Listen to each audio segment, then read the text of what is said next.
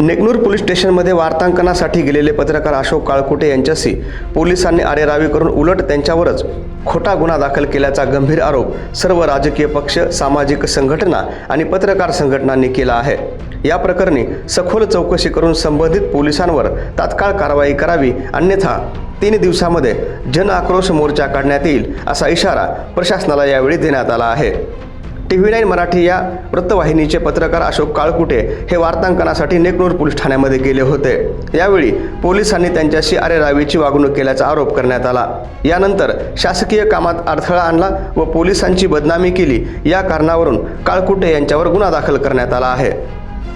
या सर्व प्रकरणाची माहिती घेण्यासाठी जेव्हा अशोक काळकुटे हे नेकनूर पोलीस ठाण्यामध्ये गेले होते तेव्हा वर्दीवर नसलेल्या काही पोलिसांनी त्यांच्यासोबत आरेरावी केली आणि त्यांना धक्के मारून पोलीस ठाण्याच्या बाहेर काढलं होतं आणि याच व्हिडिओ सोशल मीडियावर प्रचंड व्हायरल झाला आणि त्यानंतर पोलिसांच्या कार्यक्षमतेवर प्रश्न निर्माण झाला होता।